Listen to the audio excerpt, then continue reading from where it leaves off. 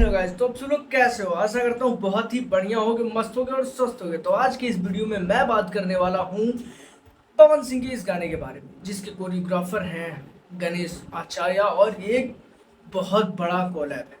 और भाई आखिर क्या प्लानिंग है इस वीडियो में और इस गाने में, वो मैं सारी डिटेल्स के साथ बताऊंगा कि आखिर ये बहुत बड़ा प्लान चल क्या रहा है पावर स्टार पवन सिंह को बॉलीवुड में लेके। जी हाँ दोस्तों, बॉलीवुड में लेके पावर स्टार पवन सिंह को बहुत बड़ा लेवल बनाने की तैयारी है और एक बहुत बड़ा प्रोजेक्ट पवन सिंह का आने वाला है। और क्या प्लानिंग, मेन असल में प्लानिंग क्या है पवन सिंह को लेकर के, इस वीडियो में मैं बात करूंगा इस प्लानिंग के बारे में।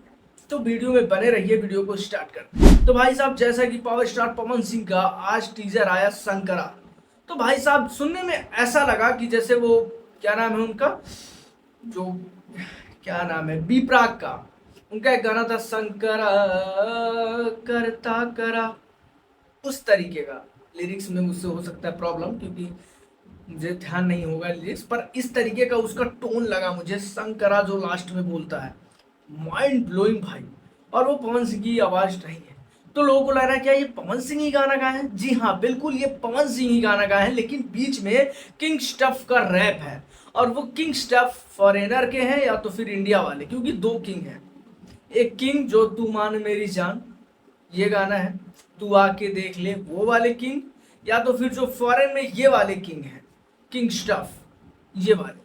तो भाई साहब बहुत बड़ा कोलैब होने वाला है इस गाने में, पूरा किंग वाला feel power star Pawan Singh लेके आने वाले हैं। और इस गाने में जो भर भर के रैप होगा, जो पावर स्टार पवन सिंह के साथ आवाज रहेगी, मजा आ जाएगा भाई। कुछ गर्दा और कुछ बहुत बड़ा आने वाला है। और 18 अगस्त को ये गाना आएगा यूट्यूब पर। और टाइम ही नहीं दिया है गुरु कि कब रिलीज करेंगे। हालांकि बॉलीवुड से हैं तो झोल माल नहीं होगा कोई, और बहुत तगड़ा होगा।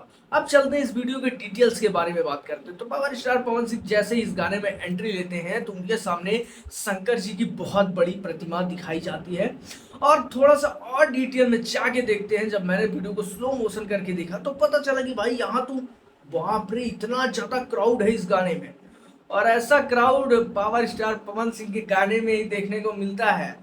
और भाई साहब एकदम डिटेल्स में बात करें तो पावर स्टार पवन सिंह के इस गाने में थोड़ा सा एक्शन भी है। जब ये एक बंदा त्रिशूल आगे मारता है और पावर स्टार पवन सिंह उस त्रिशूल को रोक के फिर पीछे से मारते हैं, और इसके बाद जब ये बंदा ऐसे हाथ मारता है तो यहाँ पे लिखा रहता है बार टेंडर। अब ये बार टेंडर हो सकता है किसी मूवी से भी रिलेटेड गाना हो। क्या आपको क्या लगता है? मुझे तो यही लग रहा है कि बॉलीवुड में यही प्लानिंग है कि आगे चल के इस गाने को शायद बॉलीवुड के फिल्म में भी डाला जा सकता है, जिस तरीके से ये बना है। क्योंकि ऐसे काफी एल्बम्स निकले जो कि बाद में बॉलीवुड के फिल्म में लगे।